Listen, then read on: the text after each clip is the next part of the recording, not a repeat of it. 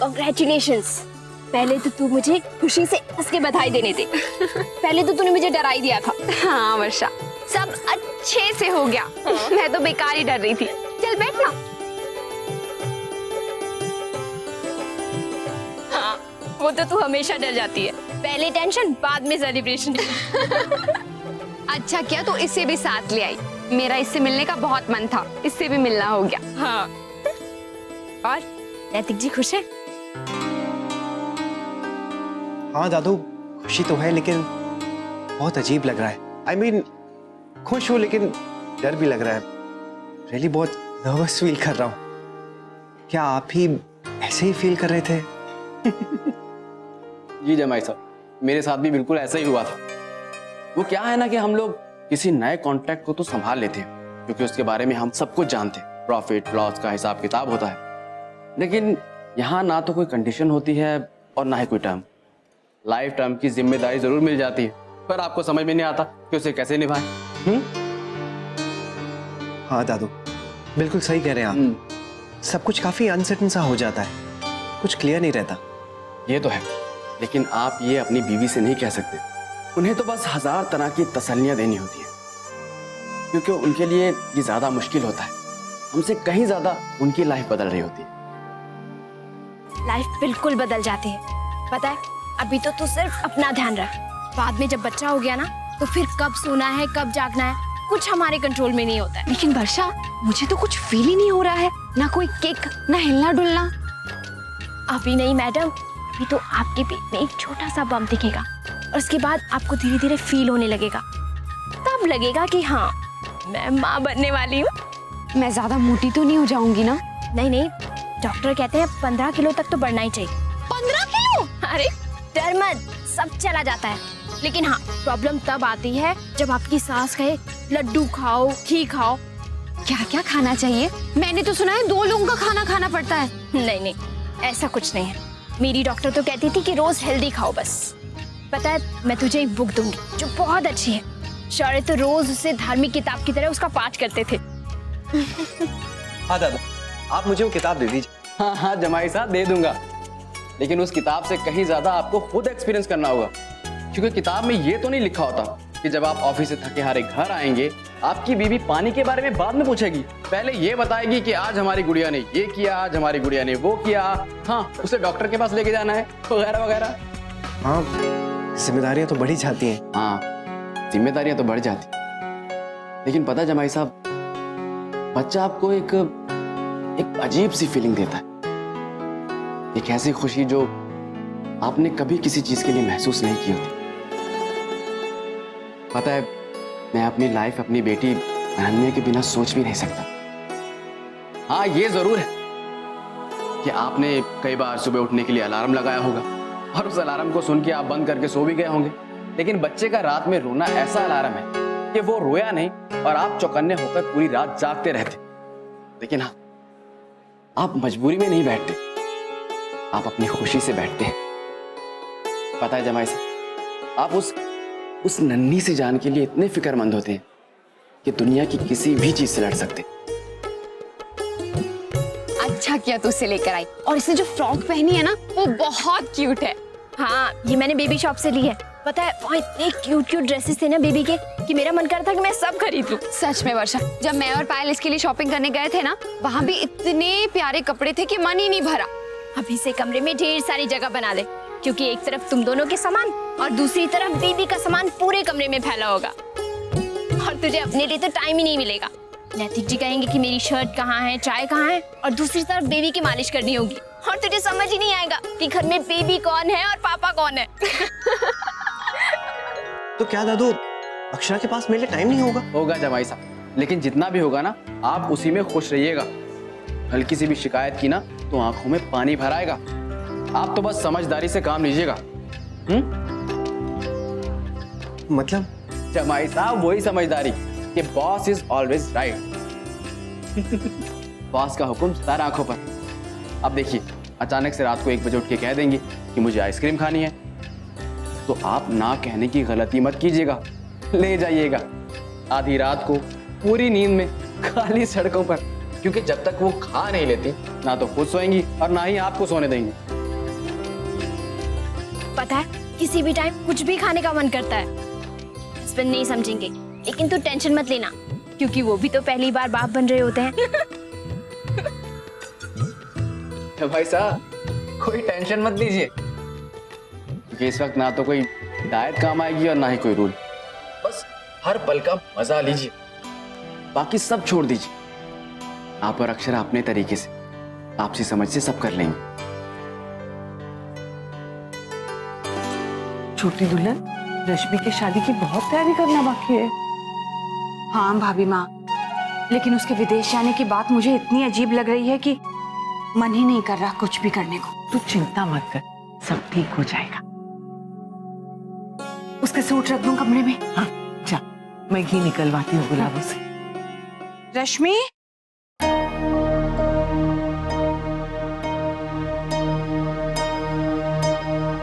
ये कहाँ गई?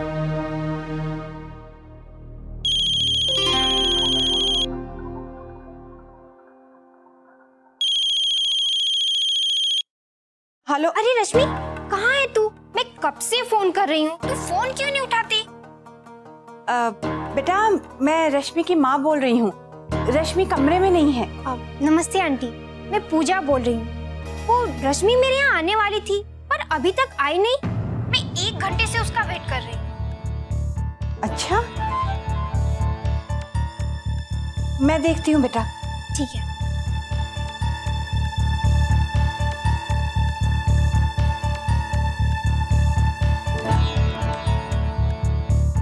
इतने फोन निखिल जी के?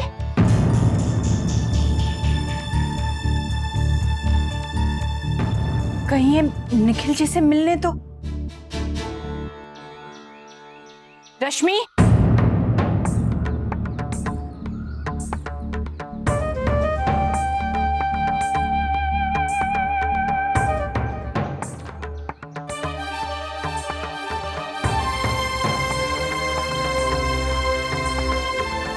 कहाँ गई थी? वो माँ, मैं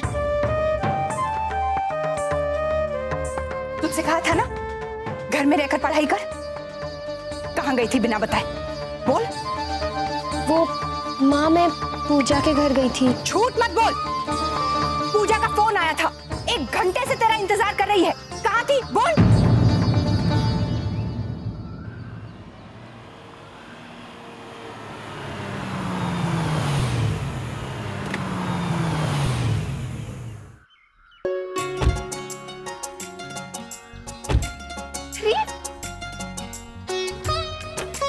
आप इतनी जल्दी आ गए? चलिए अच्छा है, अब हम साथ में बैठकर खाना खाएंगे। अच्छा, मैंने खाना खा लिया है। अच्छा, और आपकी मीटिंग कैसी रही? अच्छी रही। दादू के साथ बहुत लंबी बात हुई। दादू? क्या कहा आपने? पहले आप बताइए, पायल के साथ शॉपिंग हुई कि नहीं? मैं तो वर्षा से मिलने गई थी। क्या? हाँ, उसी से मिलकर आ रही हूँ। और आप दादू से? हाँ। लो, पहले पता होता तो साथ में ही चलते। नहीं, मुझे तो अलग से कुछ पूछना था। मुझे भी। चलिए।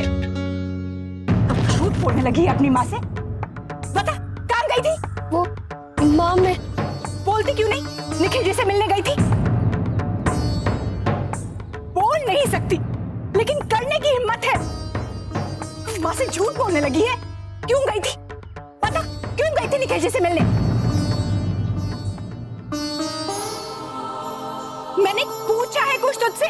पता क्या जरूरत थी निखिल जी से मिलने की? माँ क्या हो गया? पूछ रही हूँ तुझसे कुछ, बोल।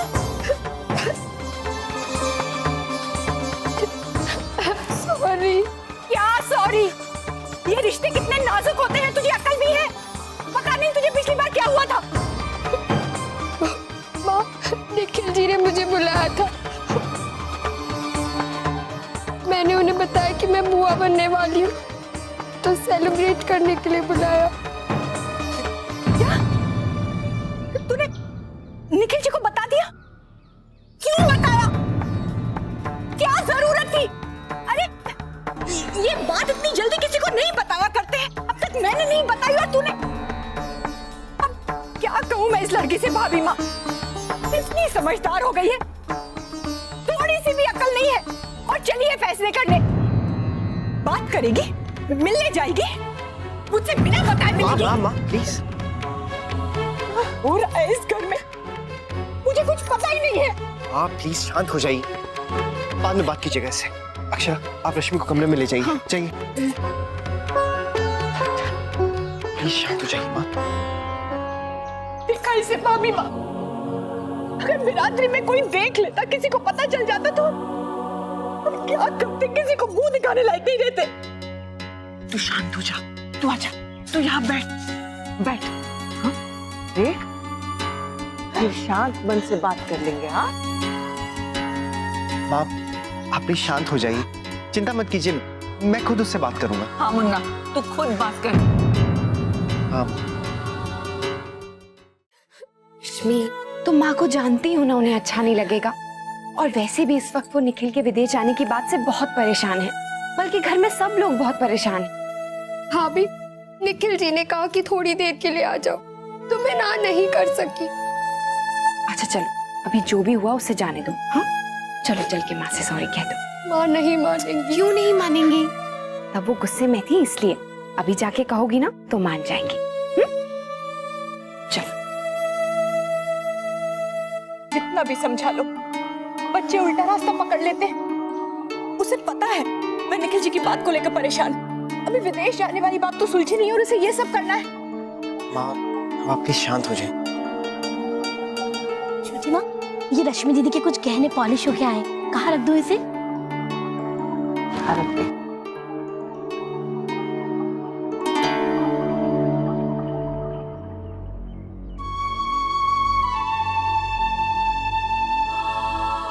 अरे अच्छा पॉलिश किया है।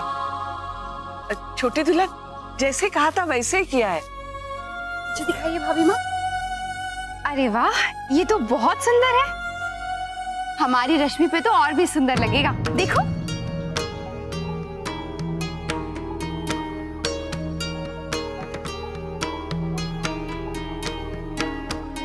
माँ,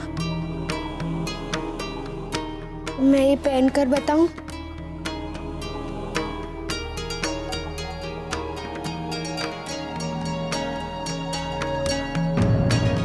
तुम लोगों को जो करना है करो, मुझे काम है। माँ, माँ, मैं जानती हूँ मुझसे बहुत बड़ी गलती हुई है, लेकिन ऐसे दोबारा कभी नहीं होगा। प्लीज मुझे माफ कर दीजिए। Sorry, I am really sorry.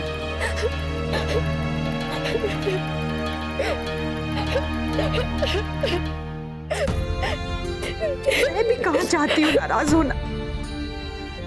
तुम बेटा ऐसी हरकत करती क्यों है? बेटा अब तू बड़ी हो गई है, समझदारी से काम किया कर। कल ब्याह हो जाएगा तेरा और तू चली जाएगी, अब न जाने कितनी दूर। और माँ प्लीज ऐसा मत कहिए, मैं आपका दिल कभी नहीं दुखाऊंगी। अच्छा बस अब रो मत।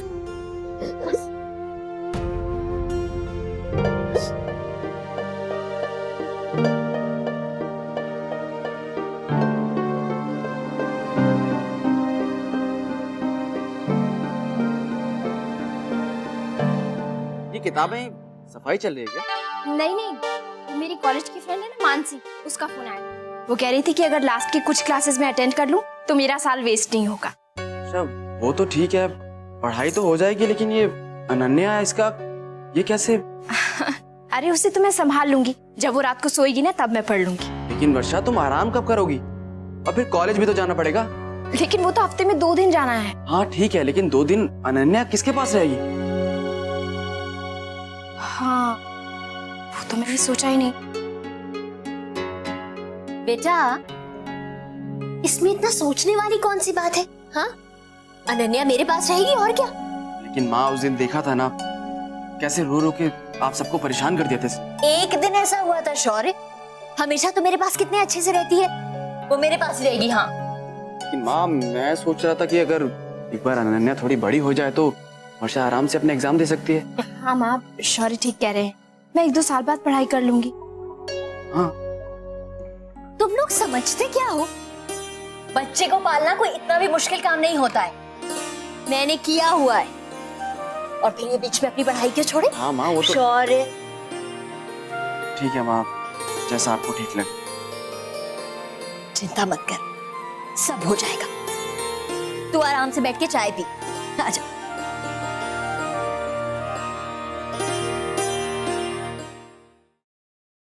अक्षरा, अब आप कैसी हैं? ठीक हूँ, बस वो वॉमिटिंग सी लग रही थी तो कमरे में आ गई। अब आप आराम कीजिए। नैतिक, बच्चों की कितनी बड़ी जिम्मेदारी होती है ना माँ बाप पर। माँ को हमेशा बच्चों की ही चिंता लगी रहती है। वो तो है, देखिएगा हमें भी ऐसे चिंता हुआ करेगी। अब तक तो हम अपने आप को बच्चा समझते थे, लेकिन अब नहीं कह सकेंगे।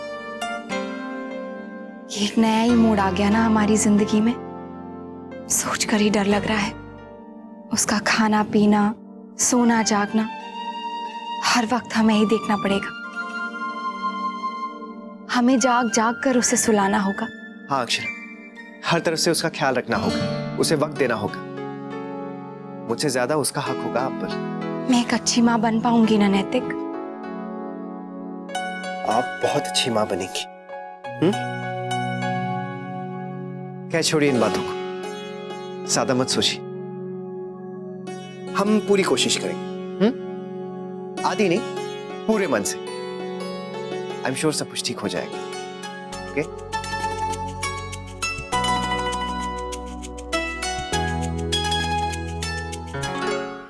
वर्षा, जा रही है बेटा? अरे, अपनी माँ को पढ़ने के लिए भेज रही है? ये नहीं, मुझे तो माँ आप पढ़ने के लिए भेज रहे हैं। आप ही के सहारे तो मैं एग्जाम्स दे पा रही हूँ।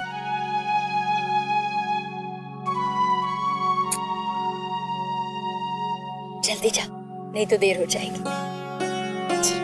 आजा आजा आजा आजा दादी को ज्यादा तंग मत करना। हाँ, वर्षा बेटा, देखना जरा, इसके भूख लगने से पहले आ जा। जी दादी। अच्छा मैं चलती हूँ। अच्छा बेटा, आराम से जा। हाँ, इधर ही हट जरा। अरे बड़ी बहू, माँ के बिना ये इतनी देर तक रह पाएगी? आज तो बहुत खुश लग रही है। उस दिन पता नहीं क्या हो गया था। वैसे तो हम दादी पोती साथ में बहुत खुश रहते हैं। बड़ी माँ, अब तो आपके नातिन या नाती आने वाला है, फिर आप उसके साथ खूब खेला करिएगा। माँ, अक्षरा से मिलने का बहुत मन हो रहा है। कुछ दिन के लिए उसे यहाँ बुला ले, एक बार प्यार से गले तो लगा लूं अपनी बच्ची को। हाँ बड़ी बहू, क्यों नहीं, मेरा भी बहुत मन कर रहा है उसे देखने का। पहले सोचा कुछ दिन वो लोग भी चाव कर लें अपनी बहू का। चाहो तो आज ही फोन करके बुला लो उसे कुछ दिनों के लिए। इसे मैंने अच्छे से घी डाल के बनाया है। अब बहू को खूब घी खाना चाहिए। हाँ, बादाम भी हो गए भाभी माँ। कितनी अच्छी खुशबू आ रही है। आज भाभी माँ ने खास बनाया तेरे लिए।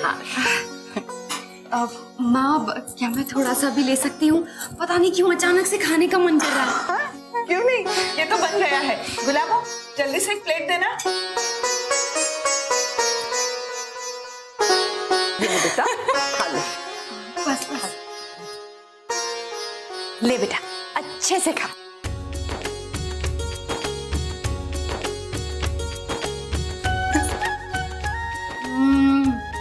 भाभी माँ, बहुत टेस्टी है। कितने दिनों बाद आज मुझे अच्छे से खाने का मन कर रहा है। तो अब देखती जा, रोज तुम्हारे लिए ऐसा कुछ कुछ बनाऊंगी कि तू खाते ही रह जाओगी।